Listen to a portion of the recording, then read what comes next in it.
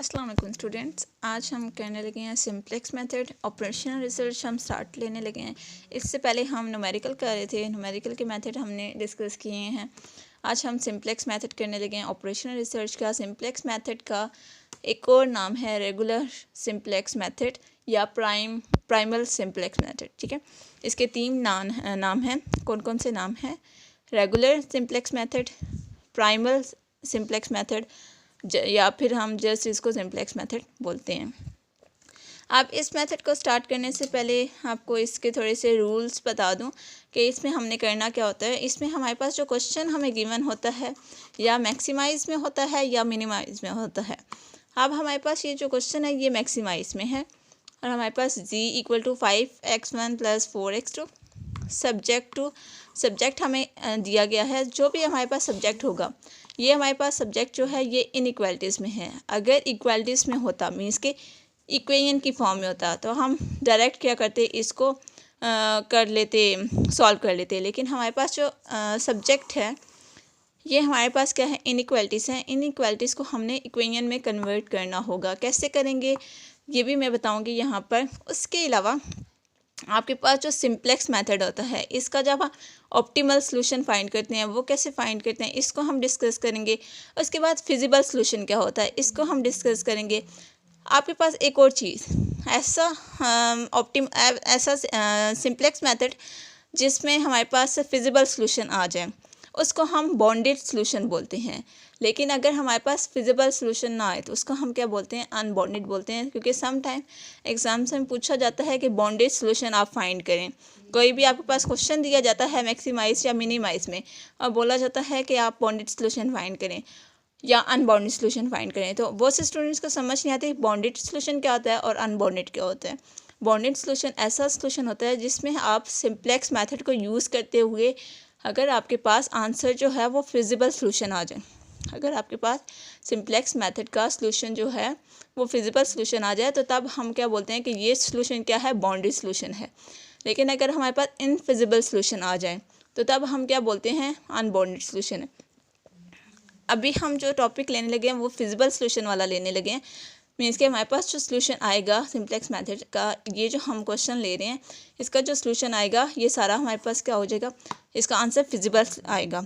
लेकिन next lecture में हम इनफिजिबिलिटी को भी डिस्कस करेंगे, इनफिजिबल सॉल्यूशन को भी। अब हम इसको स्टार्ट लेते हैं, स्टैंडर्ड फॉर्म बनाते हैं। इसकी स्टैंडर्ड फॉर्म कैसे बनाएंगे, आपके पास एक और चीज़ है। स्टैंडर्ड फॉर्म बनाते हुए मैं आपको बताती हूँ कि एक तो आपके पास मैक्सिमम का क्वेश्चन है, मैक्सिमम लिखते हैं जी, मैक्सिमम का क्वेश्चन है। स्टैंडर्ड फॉर्म आप मैक्सिमम की कैसे बनाते हो, सिंपल आपने क्या करना है, जी 5x1 है + 4x2 है, ये दोनों जी वाली साइड पे आएंगे तो नेगेटिव हो जाएंगे। -5x1 - 4x2 = 0। ये तो आपके पास क्या हो गया, जी को आपने सेट कर दिया स्टैंडर्ड फॉर्म में। अब आप सब्जेक्ट 2 जो है, सब्जेक्ट 2 को आप सेट करोगे कैसे, आपके पास क्या है, इनइक्वालिटी है। फर्स्ट इनइक्वालिटी को चेक करें जी, 3x1 + 2x2 + S1 = 12। इस तरह से मैंने एक इनइक्वालिटी को सेट किया है। अब मैंने S1 को ऐड यहाँ पर किया है। S1 जो हम S1 कोई भी S है, अब S ले सकते हो, कोई भी आप वेरिएबल ले सकते हो। यहाँ पर मैंने S को ऐड किया है तो ये क्या है, जो नंबर जो भी आपके पास ऐड होगा, S अगर ऐड हुआ है तो हम उसको क्या बोलेंगे कि ये क्या है, स्लैक वेरिएबल है। लेकिन अगर हम S को सब्ट्रैक्ट करते हैं तो ये हमारे पास क्या हो जाता है, सरप्लस वेरिएबल हो जाता है।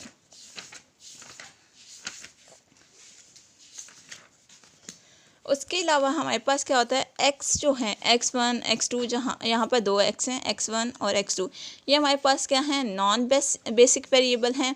और s जो हमारे पास है, s आगे भी आएगा, s2 भी आएगा, s3 भी आएगा, s4 भी आएगा, क्योंकि हमारे पास 4 इनइक्वालिटीज़ हैं और हमने इनइक्वालिटीज़ को सेट करना है। तो हमारे पास क्या आएगा, देखें तो ये जो s है ये क्या है, हमारे पास बेसिक वेरिएबल है और x वाले क्या होते हैं, नॉन बेसिक वेरिएबल्स होते हैं। अब हमारे पास इनइक्वालिटीज़ जो हैं वो लेस देन और इक्वल टू 12 में हैं, ठीक है। ये सारी इनइक्वालिटीज़ क्या हैं, लेस देन में हैं। लेकिन नेक्स्ट जो हम मेथड ट्रीट करेंगे उसमें ग्रेटर देन में भी होंगी। तो ग्रेटर देन में हम क्या करेंगे वो मैं आपको अगले नेक्स्ट मेथड में ही बताऊंगी, क्योंकि इस मेथड में इतना ही बताऊंगी जितना कि हमारे पास जो है वो यूटिलाइज़ हो रहा है, जितना हमें रिक्वायर है। अब नेक्स्ट इनइक्वालिटी को मैं सेट करती हूँ, x1 + 2x2 + s2 = 6। देखें s2 को मैंने ऐड कर दिया, ये s2 यहाँ पर क्या है, अगेन स्लैक वेरिएबल है। नेक्स्ट क्या है, x2 + s3 = 2। एक और इक्वेशन है हमारे पास, -x1 + x2 + s4 = 1। ये हमारे पास क्या बन गई है, स्टैंडर्ड फॉर्म बन गई है। अब स्टैंडर्ड फॉर्म बनाने के बाद हम क्या करेंगे, टेबल इसका ड्रॉ कर लेंगे। टेबल कैसे ड्रॉ करेंगे आपको बताती हूँ मैं। सबसे पहले मैं टेबल बना लेती हूँ, उसके बाद में सारे ये जो स्टैंडर्ड फॉर्म बनाई है इसको यूज़ करेंगे और हम टेबल में वैल्यूज़ पुट करेंगे। टेबल पहले मैं ड्रॉ कर लेती हूँ। अब मैंने यहाँ पर क्या किया है, टेबल ड्रॉ कर लिया। टेबल किस तरह से ड्रॉ किया, ये आपके पास बेसिक है। बेसिक में आपके पास क्या है, g, x1, x2, s1, s2, s3, s4 solution है और रेशियो आपने लेनी है। नेक्स्ट c है, और यहाँ पर जितने भी आपके पास बेसिक वेरिएबल्स होंगे, जितने भी बेसिक, देखो बेसिक हमने लिखा है ना, तो बेसिक वेरिएबल्स यहाँ पर लिखने हैं, और बाकी यहाँ पर जितने भी आएंगे वो सारे बेसिक और नॉन बेसिक वेरिएबल्स आ जाएंगे। यहाँ पर आपने क्या करना है, हर बार जो भी आपके पास मेथड होगा, जो भी मेथड आप कर रहे हो, यहाँ पर जो इस साइड पे ना ये वर्टिकल कॉलम है, ये आपने सारे क्या करने होते हैं, बेसिक वेरिएबल सेट करने होते हैं। और ये जो आपके पास हॉरिजॉन्टल रो वाइज है, यहाँ पर आपने क्या करने होते हैं, बेसिक भी ऐड करने होते हैं और नॉन बेसिक भी। जैसे x1 और x2 ये जो हैं ये क्या है, नॉन बेसिक है, और s1, s2, s3 और s4 ये क्या है, बेसिक हैं। ये मैंने ऐड कर दिया। उसके बाद मैं स्टैंडर्ड फॉर्म को अब यूज़ करूँगी और यहाँ पर टेबल में पुट करते हैं। कैसे है जी, आपके पास जी को लेके चलती हूँ, जी वाला। जी में आपके पास यहाँ पर क्या है, 1 -5 है। x2 का वेरिएबल क्या है, यहाँ पर हमने क्या करना है, सॉरी x1 क्या है वेरिएबल है, इसके कोफिशिएंट हमने सारे लिखने हैं, ठीक है। जी के कोफिशिएंट और x1 x2 के कोफिशिएंट और s1 s2 और s3 s4 के कोफिशिएंट, यानी कि यहाँ पर हमने सारे नंबर्स लिखने हैं, कोफिशिएंट लिखने हैं। x2 का कोफिशिएंट क्या है, x2 के नीचे आएगा -4। अब यहाँ पर s1 नहीं है तो 0, s2 नहीं है तो 0, s3 भी नहीं है तो 0, s4 भी नहीं है 0। सॉल्यूशन में क्या है आपके पास, 0। रेशियो बाद में है होगी, अभी हम जो इक्वल के दूसरी साइड पे नंबर्स हैं वो क्या है, सॉल्यूशन है। नेक्स्ट हम लेते हैं, यहाँ पर जी नहीं है तो जी की जगह 0 लगा देंगे। x1 का कोफिशिएंट क्या है, 3, x2 का क्या है, 2, s1 का क्या है, 1, s2 नहीं है 0, s3 भी नहीं है, s4 भी नहीं है 0, और सॉल्यूशन क्या है, 12। नेक्स्ट हम लेते हैं, जी अगेन नहीं है तो 0, x1 का कोफिशिएंट है 1, 2, x2 का 2, s1 यहाँ पर नहीं है तो 0, s2 है तो 1, 0, 0, 6। नेक्स्ट यहाँ पर जी नहीं है 0, s1 भी नहीं है तो वो भी 0, s3 है यहाँ पर तो सॉरी x2 है, x2 का कोफिशिएंट 1 है। नेक्स्ट s3 है तो s1 और s2 नहीं है तो 0 लगा देंगे। s3 का कोफिशिएंट 1 हो गया, s4 नहीं है तो 0, और सॉल्यूशन हमारे पास क्या आ गया, 2। नेक्स्ट जी नहीं है तो 0, -1 आएगा, x1 का कोफिशिएंट 1, 0, 0, 0, 1, 1। ये आपने क्या बना दिया, टेबल बना दिया। उसके बाद आपने क्या करना है, अब हम यहाँ पर क्या करेंगे, मेन काम सीखने लगे हैं यहाँ पर अब, कि कैसे हम कॉलम और रोज़ को सिलेक्ट करेंगे। सबसे पहले तो हम सिलेक्ट करते हैं एक कॉलम। हम कौन सा कॉलम सिलेक्ट करेंगे, ऑप्टिमल सॉल्यूशन स्टार्ट करने के लिए हम कौन सा कॉलम सिलेक्ट करेंगे, कैसे पता चलेगा। हम क्या करेंगे, ये जो हमारे पास जी है, ये जी का पूरी ये जो रो है, इस फर्स्ट रो में हमेशा हम जी वाली रो देखेंगे। इस फर्स्ट रो में जो मिनिमम नंबर होगा, जो मिनिमम नंबर होगा हम उसको सिलेक्ट करते हैं, मिनिमम नेगेटिव नंबर जो भी होगा, क्योंकि नेगेटिव नंबर ही मिनिमम होगा। यहाँ पर मिनिमम नेगेटिव नंबर कौन सा है, एक तो हमारे पास नेगेटिव -5 है, एक -4 है। अब यहाँ पर मिनिमम कौन सा है, ऑब्वियसली -5, तो ये हमने सेलेक्ट कर लिया, x1 को हमने सेलेक्ट कर लिया। अब हमने क्या लेना है, सॉल्यूशन और x1 की रेशियो लेनी है। जहाँ पर तो 0 आ जाएगा वहाँ पर हम क्या करेंगे, कोई हमारे पास रेशियो नहीं आएगी, और जहाँ पर नेगेटिव नंबर आएगा वहाँ पर भी हम रेशियो नहीं लेते। अब हमारे पास क्या है, 12 और 3 है, 12/3, 12/3 4 आ जाएगा, 6/1 6 आ जाएगा, 2/0 इन्फिनिटी मतलब अनडिफाइंड है, यहाँ पर भी हम कुछ नहीं, यहाँ पर भी रेशियो नहीं ली जाएगी, यहाँ पे नेगेटिव है तो यहाँ पर भी रेशियो नहीं लेंगे। अब हमारे पास रेशियो में क्या करना है, मिनिमम पॉजिटिव नंबर चेक करना है। कॉलम जब हम बनाएंगे तो मिनिमम नेगेटिव नंबर चेक करते हैं, रो जब हम सेलेक्ट करते हैं तो मिनिमम पॉजिटिव नंबर चेक करते हैं। ठीक है, यहाँ पर आपको अच्छे से समझ आ गई होगी, मैं अगेन रिपीट करती हूँ। कॉलम में हमने क्या किया है, मिनिमम नेगेटिव नंबर मैंने चेक किया है, ये वाला नंबर। अब मैंने रो को सिलेक्ट करना है तो ये मिनिमम पॉजिटिव नंबर है, तो ये वाली रो सिलेक्ट हो जाएगी, ये S1 वाली, ये मैंने सेलेक्ट कर ली। ये जो रो है ये मैंने सेलेक्ट कर लिया यहाँ पर। अब मैंने क्या करना है, यहाँ पर ये जो हमारे पास पॉइंट आया है 3, अब इस 3 को हमने क्या करना है, 1 बनाना है, और इसके ऊपर वाले नंबर और नीचे वाले नंबर ये सारे क्या होने चाहिए, 0 होने चाहिए। मीन्स कि यहाँ पर हमने 3 को 1 और बाकी ऊपर नीचे हमने क्या बना देना है, 0 बनाना है। कैसे बनाएंगे, by using row operation. Row operation कैसे करेंगे, ऑपरेशन मैं आपको बताती हूँ। यहाँ पर सबसे पहले हमने क्या करना है, मैं नेक्स्ट टेबल पहले ड्रॉ कर लेती हूँ, फिर आपको यहाँ पर सारी वैल्यूज़ जो हैं वो कैलकुलेट करके आपको बता दूँगी कि कैसे लिखनी है, क्या चीज़ कैसे आएगी। ठीक है, अच्छा अब हमने क्या कर दिया, यहाँ पर मैंने टेबल ड्रॉ कर दिया, तो यहाँ पर मैंने क्या लिखा है, ये सारी तो लिख दिया जी, x1 मतलब बेसिक और नॉन बेसिक वेरिएबल्स मैंने लिख दी। इस साइड पे मैंने अभी कुछ नहीं लिखा, जस्ट जी लिखा है। क्यों नहीं लिखा, कैसे लिखेंगे ये बताती हूँ अभी।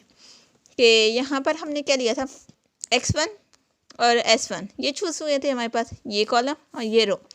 अब s1 की जगह क्या आ जाएगा, हमारे पास नॉन बेसिक वेरिएबल आ जाएगा, क्योंकि हमने यहाँ पर जी और नॉन बेसिक वेरिएबल्स की वैल्यूज़ फाइंड करनी होती है। मीन्स कि जो हमारे पास ऑप्टिमल सॉल्यूशन आएगा उसमें हमारे पास बेसिकली जी, x1 और x2 की वैल्यूज़ आएंगी। अब नेक्स्ट लेते हैं, नेक्स्ट S1 वाला तो चेंज हो गया x1 में, बाकी जो है S2, S3 एंड S4 ये एज इट रहेगा। ये मैंने कंप्लीट कर दिया। अब मैंने क्या बोला था, ये जो हमारे पास 3 है, इस 3 को मैंने क्या करना है, ये जो हमारे पास 3 है इसको मैंने 1 बनाना है। तो कैसे 1 बनाऊंगी, 1/3 को मल्टीप्लाई करूँगी R2 के साथ। R2 की ये जो पूरी रो है इसमें 1/3 को मल्टीप्लाई करेंगे तो फर्स्ट वाला 0 है तो ये 0 ही रहेगा, 3/3 1 हो जाता है। नेक्स्ट क्या है, 2/3 आ जाएगा। नेक्स्ट 1/3 0 मल्टीप्लाई होगा तो 0 0, नेक्स्ट वाला 0 तो 12/3 4 आ जाएगा। ये तो मैंने इतना कर दिया। नेक्स्ट हमने क्या करना था, मैंने बोला था कि ऊपर और नीचे 0 बनाने हैं। 0 कैसे बनाने हैं, देखें जी, यहाँ पर R1 को मैं लेती हूँ, पहले मैं सारे ऑपरेशन लिख देती हूँ कि क्या क्या ऑपरेशन यहाँ पर यूटिलाइज होंगे। R1 + 5 R2, ये हमने हमारे पास जो R2 रो आई है जिसमें 1 है, क्योंकि यही 1 हमारी बाकी रोज़ को 0 बनाएगा। जैसे आप BSc में करते रहे हो कि आप रोज़ कॉलम ऑपरेशन करते रहो तो आप ऊपर नीचे 0 बनाते थे। ठीक है, किसी भी मैट्रिक्स में आप ऊपर नीचे 0 बनाते तो आप ये सारे ऑपरेशन करते रहो, वही ऑपरेशन यहाँ पर यूटिलाइज़ हो रहे हैं। तो आप इसी तरह से ऑपरेशन लिखते थे। यहाँ पर सारे क्या हैं, रो ऑपरेशन होंगे, कॉलम ऑपरेशन नहीं होता यहाँ पर, जस्ट रो ऑपरेशन होंगे यहाँ पर। तो मैंने क्या लिखा है, R1 + 5 R2। देखें R1 क्या है, -5 है, तो 1 के साथ जब R2 को मल्टीप्लाई करूँगी तो प्लस का 5 और -5 0 हो जाएगा। ऑपरेशन ठीक हो गया। नेक्स्ट ऑपरेशन में लिखती हूँ, नेक्स्ट है R3 plus minus R2।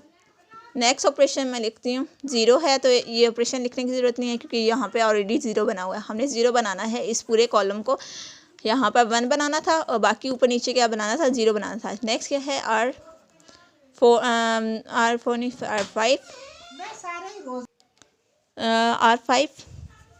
Plus R2। ये हमारे पास, मैंने ये सारे ऑपरेशन एट अ टाइम लिख दिए हैं। अब इनको ऑपरेट कैसे करना है ये मैं यहाँ पर बताने लगी हूँ आपको रफ वर्क में कि कैसे यहाँ पर काम करना है। लुक एट हियर, यहाँ पर मैं फर्स्ट रो लिख लेती हूँ। देखें 1 -5 -4 0 0 0 0 0। ये मैंने सारी लिख दिया। ये मैंने लिख दिया, फर्स्ट रो मैंने लिखी है। यहाँ पर देखिए 1 -5 -4 5 0 है। नेक्स्ट अब मैंने फर्स्ट ऑपरेशन क्या लिखा था, R1 प्लस 5 R2। तो R2 के साथ मैंने 5 को मल्टीप्लाई करना है। ये R2 है आपके पास, तो 0 5। नेक्स्ट हमारे पास क्या आएगा, 10/3 5/3 0 0 0 20। ये सारा आ गया। ये जब मैंने मल्टीप्लाई किया है 5 को R2 के साथ, तो जब आप 5 को R2 के साथ मल्टीप्लाई करेंगे तो ये सारी आ जाएगी फॉर्म। उसके बाद हमने ऐड करना है, तो एडिशन में तो ये दोनों कैंसिल हो जाएंगे। तो पीछे क्या बचेगा, यहाँ पे 1 + 0 1 कैंसिल हो गए हैं तो 0। इसको -4 प्लस 10/3 करेंगे, कैलकुलेटर पे कैलकुलेट करोगे तो आपके पास आ जाएगा -2/3। नेक्स्ट क्या है 5/3 3 0 है। नेक्स्ट क्या है, सोल्यूशन में 20 आ गया। अब सेम काम क्या करना है हमने R3 के साथ। R3 में सारी लिख लेती हूँ। ये आपके पास R3 है 0। अब हम क्या लिखने लगे, R3 को लिखने लगी हूँ मैं। तो R3 को लिख रही थी मैं 0 1 2 0 1 0 0 6। ये R3 हमारी पूरी होगी। नेक्स्ट हम क्या लेते हैं, देखो रेशो को हमने नहीं लिखना, रेशो को हमने नहीं छेड़ना होता। रेशो को जस्ट हम क्या करते हैं, रो को सिलेक्ट करने के लिए करते हैं। हमारे पास ऑपरेशन क्या था, R3 - R2। अब R2 हमारे पास ये है, R2 में लिखती हूँ 0 माइनस करे तो -1 -2/3 -1/3 0 0 0 -4। डायरेक्ट मैंने माइनस साइन लगा दिया सबके साथ, ये 0 हो जाएगी। 0 0 2 -2/3 तो आपके पास आ जाएगा 4/3। नेक्स्ट -1/3 1 0 0 2। ये सारा आ गया।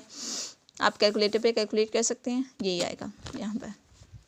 नेक्स्ट हमारे पास क्या है, नेक्स्ट वाला ऑपरेशन, नेक्स्ट हमारे पास ये जो R4 है, R4 में ऑलरेडी 0 बना हुआ है, तो ये R4 एज इट में लिख देती हूँ 0 0 1 0 0 1 0 2।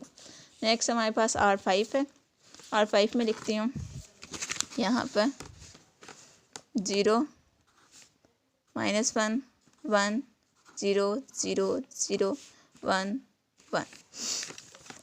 मैंने क्या ऑपरेशन लिखा था, R5 प्लस R2। तो R2 ये 0 1 2/3 1/3 0 0 0 4। ये मैंने क्या लिख दिया, R2 लिख दी। -1 + 1 0 हो जाएगा 0, ये वाला भी 0। 1 + 2/3 तो 5/3 आएगा। 1/3 0 0 1 एंड 5। इस तरह से हम क्या करते हैं, ऑपरेशंस को अप्लाई करते हैं। कि मैंने आपको फर्स्ट स्टेप बहुत डिटेल में बता दिया कि किस तरह से आपने ऑपरेशन अप्लाई करने हैं। अब हम क्या करते हैं, अगेन सेम काम करते हैं।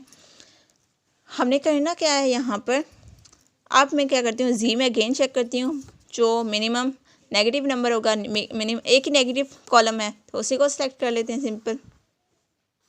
अगर एक से ज़्यादा होते तो मैं और भी करती। अब यहाँ पर मैं क्या करती हूँ, सॉरी थोड़ा सा क्रॉस लग गया, ये नेगेटिव है तो यहाँ पे रेशियो नहीं ले जाएगी। 4 डिवाइडेड बाय 2/3, तो यहाँ पर हमारे पास क्या आ जाएगा, रेशियो में लेती हूँ तो 6 आ जाएगा। 2 डिवाइड बाय 4/3 तो 1.5 आएगा। 2/1 2 आ जाएगा। 5 डिवाइड बाय 5/3 तो 3 आ जाएगा। ये हमारे पास रेशियो हो गया। अब यहाँ पर हमने क्या करना होता है, रेशियो में मिनिमम पॉजिटिव नंबर सेलेक्ट करना होता है।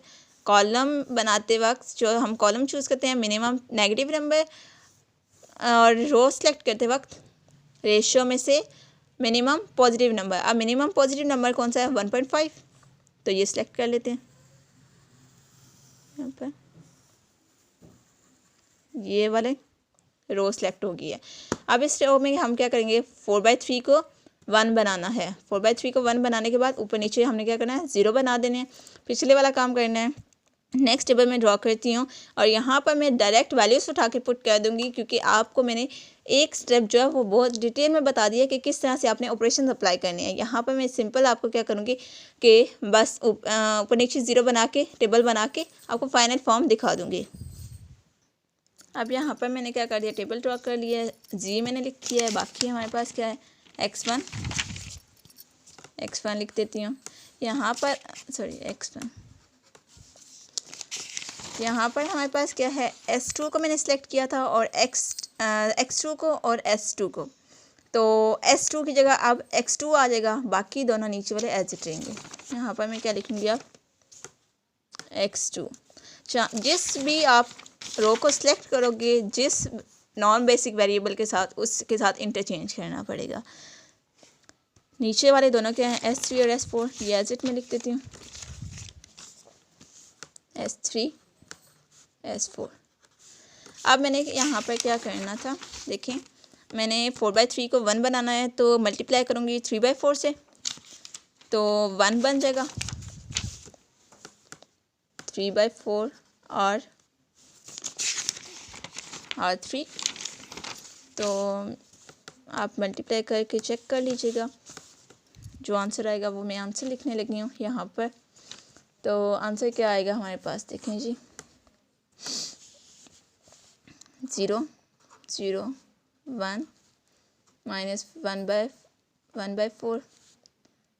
3/4 0 0 3/2। ये हमारे पास क्या आ गया, जब मैंने क्या किया, मल्टीप्लाई किया है 3/4 को R3 के साथ, तो हमारे पास क्या आ गया, देखें दोबारा चेक करें, 0 0 1 माइनस 1/4 3/4 0 0 एंड 3/2।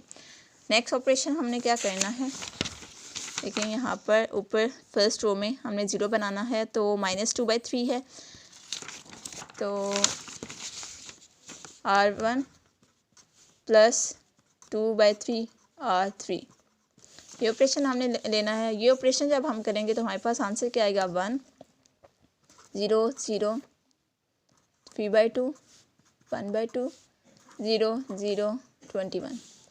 नेक्स्ट ऑपरेशन हमारे पास क्या आएगा, नेक्स्ट हमारे पास क्या है, R2 है, तो यहाँ पर 2/3 है, तो R2 माइनस 2/3 R3, ये मैंने ले लिया। यहाँ पर मैं इसका आंसर लिखती हूँ, 0 1 0 1/2 माइनस 1/2 0 0 3। नेक्स्ट हमारे पास क्या है, नीचे देखें यहाँ पर 1 है, तो R4 माइनस R3, इसका आंसर क्या आएगा, 0 0 0 1/4 माइनस 3/4 1 0 1/2। नेक्स्ट हमारे पास क्या है, R5 लिखेंगे, R5 माइनस 5/3 से, क्योंकि यहाँ पे 5/3 है तो माइनस 5/3 से मल्टीप्लाई करेंगे R3 को, माइनस 5/3 R3। तो हमारे पास आंसर क्या आएगा, 0 0 0 3/4 माइनस 5/4 0 1 5/2। ये हमारे पास क्या हो गया, इसके फाइनल फॉर्म होगी। अब हमारे पास क्या है, जी में अगर हम चेक करते हैं इस पूरी रो में, तो कोई भी यहाँ पर नेगेटिव नंबर नहीं नज़र आ रहा, तो इट मीन्स जब हमारे पास जी सारा पॉजिटिव हो जाएगा, ठीक है, जब हमारे पास जी सारा पॉजिटिव हो जाएगा तो वो जो हमारे पास टेबल आएगा, वो जो सोल्यूशन आएगा वो ऑप्टिमल सोल्यूशन होगा। और इस टेबल को हम क्या बोलेंगे, ऑप्टिमल टेबल।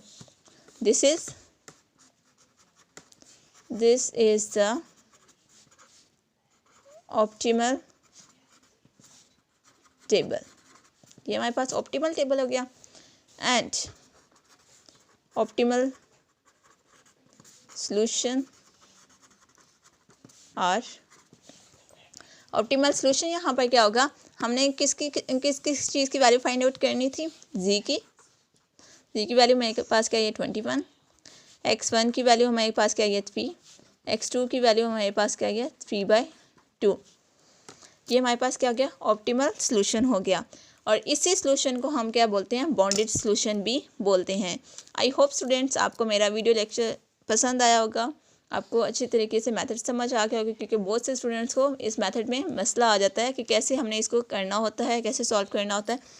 तो आई होप कि आपको हर चीज़ क्लियर होगी सिंप्लेक्स मेथड की। और प्लीज़ मेरे चैनल को लाइक कीजिएगा, सब्सक्राइब कीजिएगा और लिंक को शेयर कीजिएगा। और आप अपना फीडबैक देना मत भूलिएगा, फीडबैक दिया करें, मुझे भी पता हो। और कोई भी आपने मेथड समझना हो तो मुझे बता सकते हैं, मैं उस पर भी वीडियो बना दूँगी। ओके स्टूडेंट्स, अल्लाह हाफिज़।